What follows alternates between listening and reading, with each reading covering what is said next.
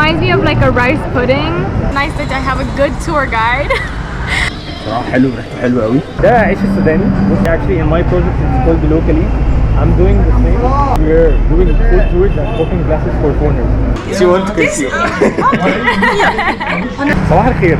سليم النهارده هيجرب اكتر واغرب الاكلات المصرية الغريبة والمشهورة. والنهارده انا مش لوحدي. Today I have a guest for you. Hi, how are you doing? I'm good. Are you ready for today's جاهزة نجرب الاكل المصري النهارده؟ اوكي، النهارده هنجرب اغرب الاكلات المصريه، اكل الشارع، الاكل الرخيص مش الاكل الغالي، مش هنروح الاماكن الغاليه المشهوره قوي، هنجرب كل حاجه ممكن ناكلها من الفطار والغدا والعشاء. لو دي اول مره ليكم على الشانل سبسكرايب دلوقتي حالا عشان تشوفوا كل الفيديوز الجايه. يلا بينا. It's called Abdin Square and that's because like this area at the end of this road it's called Abdin Palace. Do you know what Abdin Palace is? No. Okay, Abdin Palace is the palace where all the kings of Egypt were living. It's called Abdin Palace. Oh, nice. That's Yeah. You're acting now. Now you're acting. هناخد الشارع ده لاخره عشان هنروح على السيدة زينب. انا دلوقتي في النصرية، سوق النصرية زحمة. It's النصرية. Can you say? النصرية. سوق النصرية، السوق ده زحمة جدا وتلاقوا فيه كل حاجة، كل انواع الاكل، خضار، تلاقوا فيه فاكهة، تلاقوا فيه كل حاجة. هو زحمة كالعادة واحسن حاجة انك بتلاقي مطاعم في كل حتة. هتلاقي مطاعم اكل هنا، مطاعم اكل هنا، مطاعم اكل في كل الاريا او كل الاماكن اللي حواليك يعني. You have to watch out Yes. everything around you. Everywhere. زحمة ومش مريح في المشي يعني بس. وانا دلوقتي هعلمك اسماء الخضار بس بالعربي. I will tell you the name of the vegetables in Arabic. Okay, this one we're calling it onion. Onion, it's called in Arabic, it's called basal. Basal. Yes. And we have the white one and we have the red one. Like this is the red one. And it's totally different. What is it called? Basal? Basal as well, but it's the white one and the red one. Yes. So it's inside it's white and inside it's red. Yes. The one behind you, el batatas. It's called potato, Potato. but we call it batatas. Potatos. But okay. Batatas. Potatis. بطاطس. Potatis. حلو قوي. حابب اسالك ايه اكتر انواع الخضار منتشره قوي في فتره الصيف؟ توميتو. How do you say tomato? Okay, tomato in Arabic it's called طماطم. Tomato. طماطم. You know what we're calling tomato in Egypt? We're calling it crazy tomato. Why? Because it's always expensive. Oh. And the price is always changing. Yeah. So that's why we're calling the tomato is crazy. Let's take a photo. يلا بينا. Let's go this way. السوق زحمة قوي، انا مش عارف اتحرك، بس عايز اوريكم ان السوق هنا بيبيع فيه كل حاجة. كل حاجة ممكن تشوفوها. Do you know this? Dates? It's dates, but different type of dates. This dates and this dates as well. Okay, yes. It's all different type of dates. I think you can tell what is this. Guava? جوافة. Okay. السلام عليكم. ايه الاخبار؟ عامل ايه؟ عايزين نعرف ايه اكتر انواع الفاكهة اللي منتشرة في الصيف. Do you know this thing? Manga. Yes. Manga. He's saying the mango, Yeah. guava, Oh, I love yeah, and grapes. It's بلح. والبلح. Water lemon. بطيخ. حلو قوي، من اكتر انواع الفاكهة اللي منتشرة. watermelon. شكرا. How do you feel like honestly being in an Egyptian local market? Actually, it's very... Afraid? No, I just feel like there's a lot of men here. Yes. Everywhere, especially on the coffee. Yeah, in In the the cafe. coffee shop. Okay. Very chaotic. There's a lot of stuff, just like, you know. But it's interesting. I like that they have so much fresh foods here. Yeah, but you have to be careful. Yeah. They are selling the bread as well. Oh yeah. This is where they are making the bread. Yeah. And it's called forna. Forna. Yes, forna, that's where we are making the bread and make it fresh and tight. So like a We bakery. can talk with them. A bakery. يا ده عيش السوداني. بصوا بيتعمل ازاي. هو مبدئيا العيش السوداني. السلام عليكم. ايه الاخبار؟ هو العيش السوداني كله صغير كده. اوكي ابيض وصغير. This is called the Sudanese food and they are making it all very small. It's white and small as you see. The Sudanese food. العيش السوداني ما تخيلتش ان هو صغير قوي كده ولكن هو صغير وبيطلع كله. ماشي. ندخل جوه. دخلونا جوه الفرن دلوقتي. قلنا الفرن بيعملوها ازاي. دلوقتي دخلنا جوه الفرن نوريهم هم بيعملوا العجين. ممكن تقول لي كده ايه المراحل اللي بتمشوا فيها عشان تعملوا العجين؟ اوكي هم ممكن يكونوا مش حابين يتكلموا قوي. دي بيعملوا فيها العجين الاول، بيطلعوا من هنا، بيخرج العجين من هنا، وبعدين بيعملوا العجين بيبقى كور صغيره، بتبقى صغيره كده، تبقى صغيره العجين بنفس الحجم ده زي ما هي، بعدين بيحطوها هنا بتاع ده، بعدين بتحطوها هنا، بيحطوا العجين هنا، كله بيبقى فيه رده او كله بيبقى فيه ده كله معمول كله من الدقيق. العيش بيتعمل كله من الدقيق، حجمه بيبقى صغير قوي ويتحط جوه الفرن زي ما انتم شايفين. انت بتشتغل قد ايه؟ كام ساعه في اليوم؟ ما ساعة بالانتاج بس. كام؟ الموضوع سخن قوي والجو حر قوي، فهنخرج بره. شكرا. عفوا. السلام عليكم. شكرا. سوق زحمه قوي، بس احلى حاجه ان انت كل ما بتمشي بتلاقي حاجه، بتلاقي فاكهه، بتلاقي خضار، بتلاقي ناس بتبيع حاجات. فهو كيوتك وزحمه شويه، بس بحسه دوشه او زحمه قوي على ان انت تتمشى لوحدك او معاك حد. بس يعني احنا دخلنا عشان نستمتع بالسوق وتشوف المكان. يعني احنا مطعم دلوقتي داخلين مطعم بيبيع فول وطعميه. هي مش عارفه الفول والطعميه والحاجه اللي احنا بنفطر بيها. السلام عليكم. بصوا احنا مش بس بناكل، احنا بنخليها كمان بنجرب الاكل بنفسنا وبنجرب الحاجه بنفسنا. فهي دلوقتي ايه بتعمل الفول بالايدر. جات شويه صغيره بس هيعملها بكل حاجه. الملح كان مصفر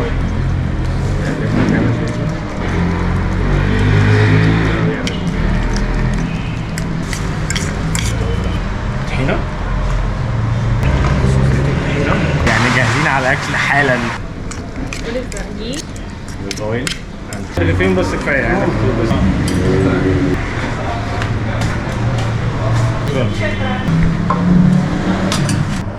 Did you try food before or you didn't? I have had full before. Okay. And I quite like it. Okay. So I'll try this one and see. Bismillah. Bismillah. How it tastes? Then he put the lemon inside. Okay. I think the other food that I had before was like not that much lemon, but Okay. this one's good with the lemon. Okay, it sounds good. It's really good. It's good. Crispy. ولا لذيذة الطعمية والفول. How do you rate them? This, 10 out of 10. Okay, فلافل. This, I would give it 8 out of 10. Yeah, really good meal. دلوقتي هنروح على المكان التاني ده بيعمل we're going to try بسبوسة, Yes. كنافة, and goulash as well. You ready for the best? Can you say بسبوسة? Basbousa. بسبوسة. يلا بينا على بسبوسة. موجودين؟ حاليا لسه شغال. طب انا جاي مخصوص عشان اجربهم من عندكم. هو لسه شغال فيهم يعني طب ساعة. ممكن ساعة كده ان شاء الله. بعدين لازم حجز مسبق. لا حجز ايه؟ هو بيهزر صح؟ انت مستهتر لا مش بالحكاية ولا مستهتر، ايه؟ انا هاجي اكل على طول. انا بقيت استنى صاحب بقى. مكان مش محتاج احجز. What the one that you want to know about? احنا دلوقتي ماشيين في وسط البلد وبنشوف الحاجات الغريبة اللي موجودة هنا. This one that we're going to put on the water ده كركديه صح؟ We're putting this on the water and then we drink it. It's called كركديه in Egyptian in Arabic. Yeah. But I will translate it to you later. And do some other stuff ممكن اعرف ده. ده it's called dome. Like this is like corn but not sweet corn. Yeah, yeah. Something like corn. Most of those things they are cooked or they are drink. هو كاتب الرب يرعاني فلا يعوزني شيء من عطار. محل عم ابو بيتر العطار هنا في شارع محمد فريد عند المترو. تعالوا خدوا منه عطاره، حاجته جميله جدا وهو بصراحه استقبلنا استقبال حلو قوي. شكرا يا عم ابو بيتر. This is where we're selling the Egyptian food and falafel and tamayas. You want to check some of them? We can just Or you see know it. them? Hi. Ni hao. Are you from China? Yes. Okay. I know that they are Chinese.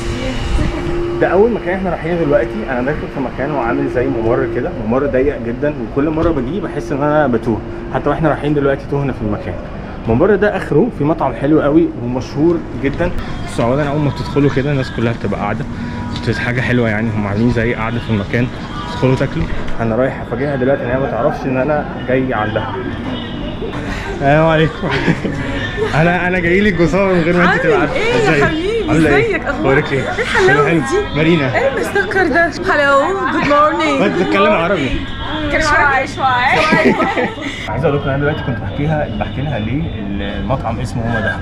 قصه المطعم اللي فيكم عارفها. The name of this restaurant because they are like her mother was calling دهب and then the guys they are considering her as a mother for now because she is like advising them and giving them good advices and good things and she's welcoming everyone as our mothers are welcoming us in homes. Oh, that's so nice. So that's why they are calling it her Mama Dahab.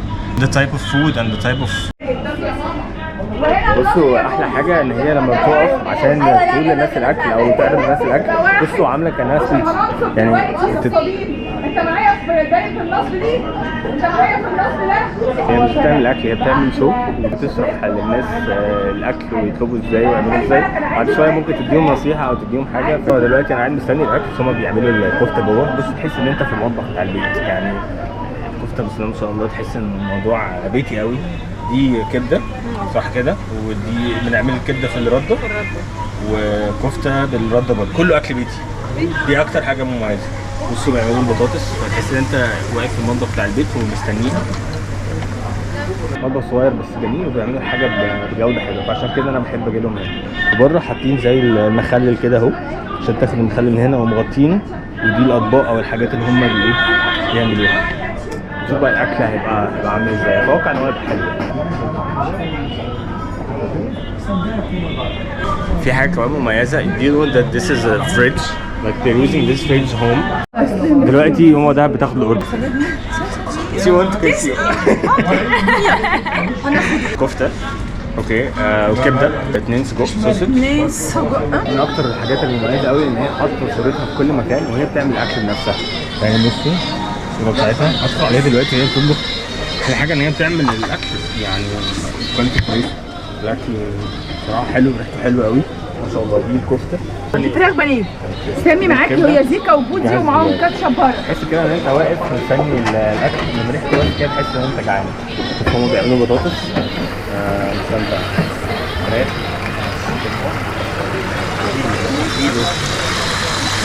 معلش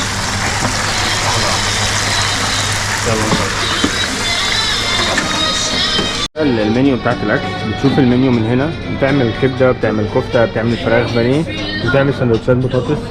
حاجات لذيذه قوي باسعار مش غاليه يعني، كله 17. فدي حاجه كويسه. كراسي صغيره قوي وانت بتقعد يعني، المكان كله صغير بس انت مستني اكل حلو بجوده كويسه وفي نفس الوقت اسعاره متوسطه جدا. فدي الترابيزات بتبقى صغيره قوي. جالنا الكفته والكبده. بسم الله. Or in Japanese. بسم الله. In Japanese we say itadakimasu. itadakimasu. Okay. itadakimasu. بسم الله. They're really good. هي بتاكل الكبده وانا باكل الكفته. So how is the liver? It's really good. Very warm. Very Crispy. crispy, but also very tender, like soft. Yeah, the meat is soft. Okay. انا الكفته بالنسبه لي صوصها حلو قوي، حجمها كبير ومش صغيره بصراحه، ومعموله كويس. بس انا حاسس ان انا محتاج صوص، محتاج كاتشب او مايونيز او حاجه عليها. عندي حد مضايقك؟ بجد والله. اوسع لك. اسمك ايه؟ شكرا يا معاذ. تسلم ايدك. معاذ بيحط الطحينه بحرفيه يا جماعه. الله. واحنا طلبنا الكفته والكبده وطلبنا السجق. الساندوتش ب 17 جنيه، سعره مش غالي. طحينه بالكاتشب حلوه قوي. بسم الله.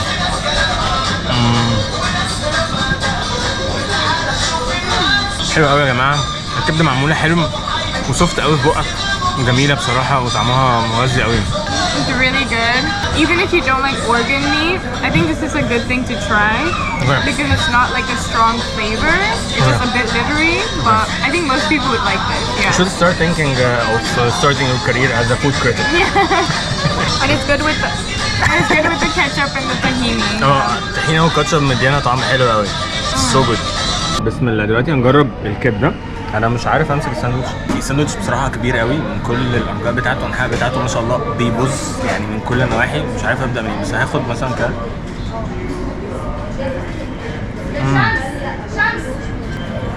مقرمش قوي، حلو، ما فيهوش ملح كتير ولذيذ، والطحينه عليه احلى بكتير من غير طحينه. فاحلى حاجه ان انت تاكله وهو يعني كريسب وفريش كده. الساندوتش حاسس ان هو صغير يعني، كان احسن الساندوتش يبقى اكبر، بس حلو يعني، تحس فعلا ان هو معمول في البيت. فاديله بصراحه 8 من 10. حلو قوي. لسه هجرب السجق بقى. اكتر حاجه بحبها في حياتي. It's my favorite. My favorite type of everything. Sausage, okay? Cheers. Bismillah. بسم الله الرحمن الرحيم.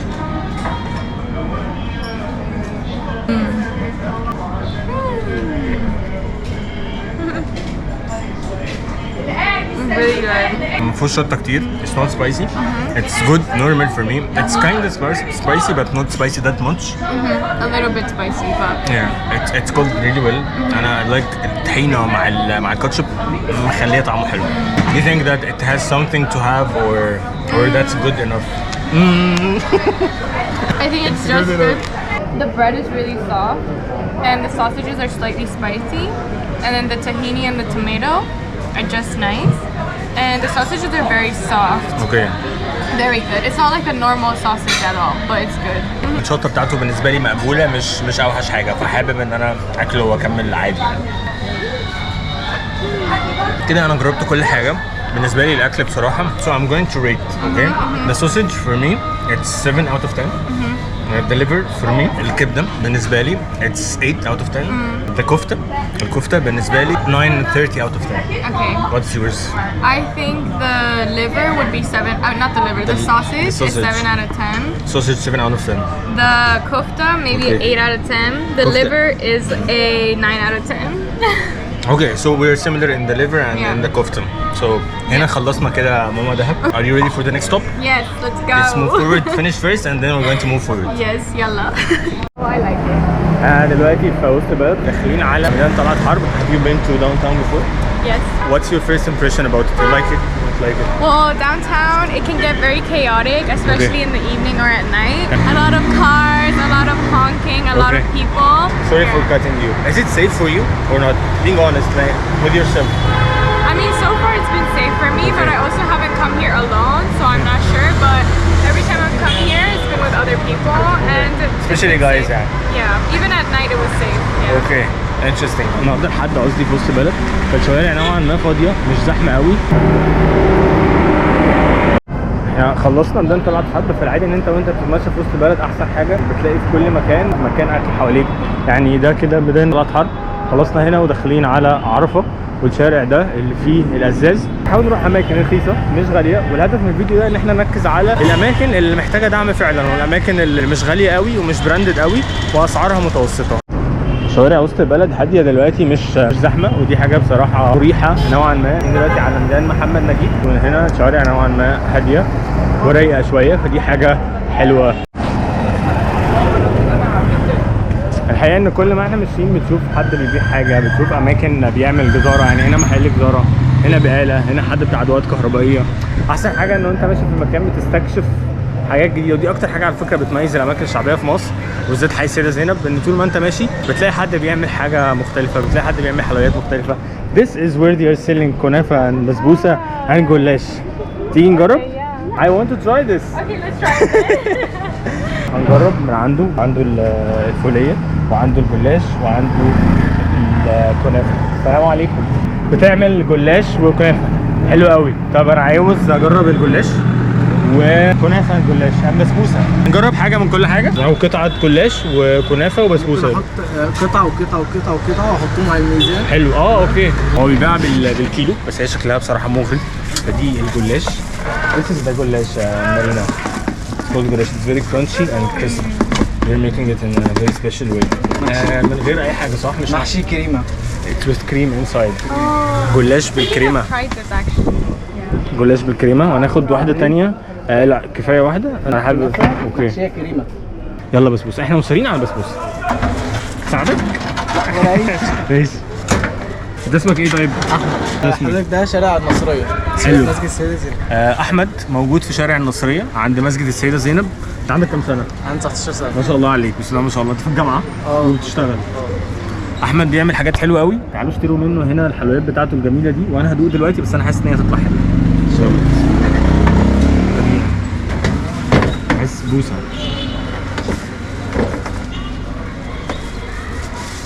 You can turn around.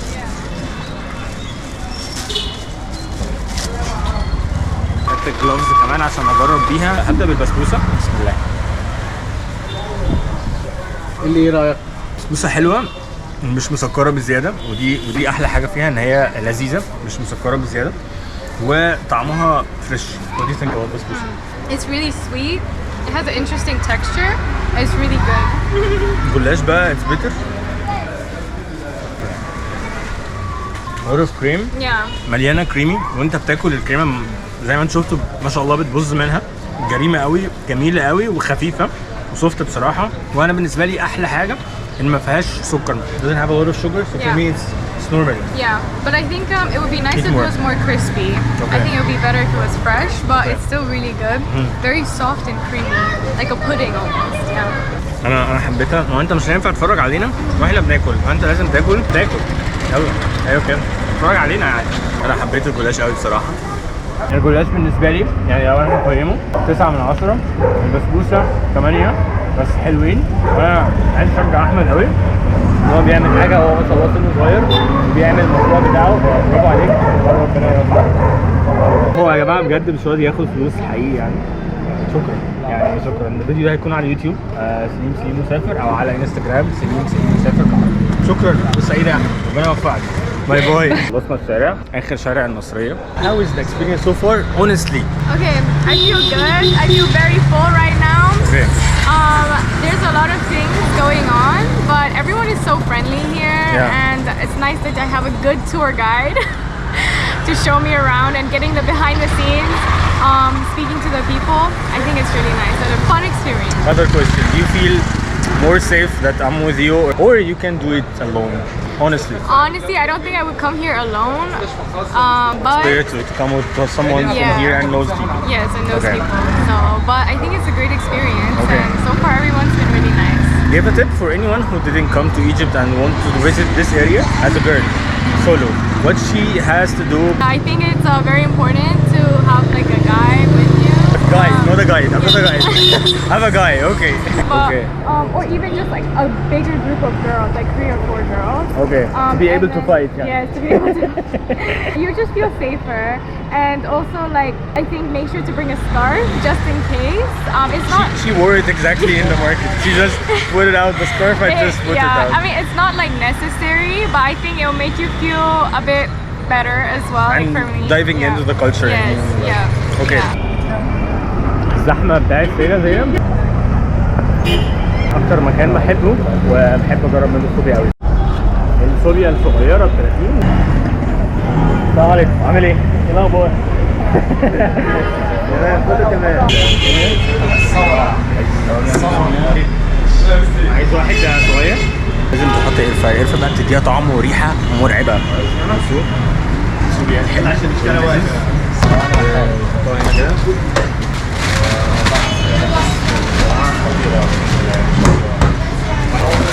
مش تاخد يعني؟ طب ليه ما تاخد مني؟ ماشي. هو كل حاجة منهم بتبقى لوحدها، الحلو لوحده والمزز لوحده ولا؟ في رأيك الصوبيا يعني الأحلى، اللي بتتاكل ولا بتتشرب؟ بما إنك بتعملها. بتتاكل. أنت بتحبها أكتر بتتاكل؟ بس في فرق في الطعم ولا هي؟ فرق في الطعم.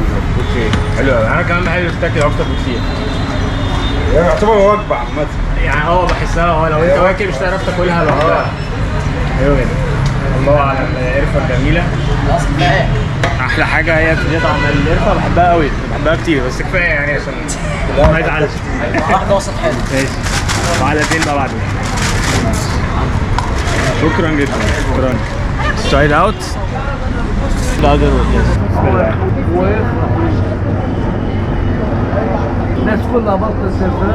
For me, I'm always eating it, and it's not a new taste. The texture is really interesting. You can tell like it's very thick. Yeah. And it reminds me of like a rice pudding. I don't know what it's made out of. What is it made out of? Milk, vanilla. Coconut. Yeah, I think. Yeah, it's really good. I can taste the coconut as well. And then there's like cinnamon on top. Yeah. Cinnamon مخليها تحفة الصراحة. It tastes And yeah, and it's kind of like a bit cold. Yeah. So it's quite refreshing. أنا بالنسبة لي شايفها تاخد 9 من 10. I say 10 out of 10. I didn't say 10 out of 10 so far. Yeah, you didn't. I have to give something. Yeah. 10 out of 10 يا جماعة. تستحق التجربة. Next stop إن شاء الله. Yes. Actually, in my project, it's called Locally. I'm doing the same. We're doing food tours and cooking classes for foreigners. So it's more to just not giving people the food and the meat. People are curious to know the whole culture through the food. Yeah. See, this is what I enjoy the most with you. But I'm transferring my culture to you, and I do really feel this. أنا دلوقتي في مترو جمال عبد الناصر، من كتر الزحمة يعني أنا أصور، بس هو موضوع مخيف بصراحة. وزحمه قوي، فعشان نتحرك من السيده زينب لجمال عبد الناصر موضوع متعب يعني، وكم اتجاهات رهيب، الموضوع يعني مرهق، الجو حر، لا يعني ما تركبوش المترو في الوقت ده خالص الصراحه يعني. دلوقتي في الخط الثالث، هاخد من هنا دلوقتي في محطة العباسية ورايحين على الأهرام، العباسية ورايح على الأهرام، بالظبط 3 أو 4 محطات. أحسن حاجة إن الخط الثالث ده أحسن، في تكييف ومريح أكتر، فأحسن من الخط بتاع السيدة زينب، بس إن شاء الله الطريق يكون سهل. بس دلوقتي المترو زحمة بشكل غير طبيعي. دلوقتي احنا في مصر الجديدة، مصر الجديدة كالعادة بالهدوء بتاعها والشوارع بتاعتها بالليل. حاليا دلوقتي احنا في الكوربة ورايا المترو، وهنا دلوقتي أنا رايح على مكان بيعمل شاورما. غالبا في الاغلب الشارع ده كله كده مليان سينمات، اماكن بتعمل اكل، اماكن مختلفه جدا، وفي محلات حواليا بتبيع كل حاجه. في حواليا هنا سينما اسمها سينما نورماندي، السينما دي معروفه شويه، وانا وصلت عند مكان بيعمل شاورما.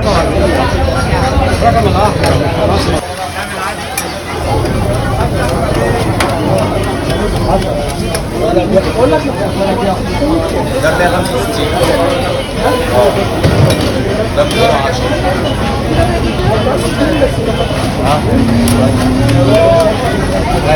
خلاص انا اخدت الشاورما وقفت تقريبا 10 دقايق، السندوتشات جات لي صغيره قوي، يعني السندوتش تحس ان هو ايه، يا دوب تدوق طعم الشاورما، بس هو صغير بشكل مش طبيعي. مبدئيا بصوا صغير قوي قوي من جوه، يعني شكله بصراحه مشهي ما شاء الله، سخن وديستي قوي، بس هل هيشبع ولا لا؟ خلينا نجرب. سخن جدا، في مكونات كتير قوي، طماطم وخضره كتير قوي بصراحه، شويه صغير قوي قوي على انه يكون ب 60 جنيه، يعني حاسس ان ساندوتش 60 جنيه ده ممكن يبقى ضعف ده، يعني هو حلو بس ممكن يبقى اكبر شويه. Did you enjoy like the flavor? I mean, if you tried few of Egyptian food, but how was your experience? I think it was a great experience. I really like going to see behind the scenes, like how they make the food as well. And Sobia was my favorite dish today. Me too. I really enjoyed it. I'll definitely go back. Me too. I think it was a great experience. انا اغلب الاكل جربته، في حاجات كان نفسي فيها وجربتها، في حاجات كنت جربتها قبل كده واكلتها قبل كده. لو استمتعتوا لحد دلوقتي بمشاهده الفيديو ده واتبسطتوا بكل حاجه فيه، فقولوا لي في الكومنتس كده حابين نجرب نوعيه اكل مختلفه او اماكن مختلفه في مصر ولا لا، وايه الحاجات اللي حابين نركز عليها، هل اماكن في مسلسلات الافلام او فيديوز في الاكل. ادعموني عشان نكمل، اشتركوا في القناه عشان تشوفوا كل الفيديوز الجايه، وتابعوني على كل السوشيال ميديا. انا سليم مسافر. سليم سلامكم الله. سلام.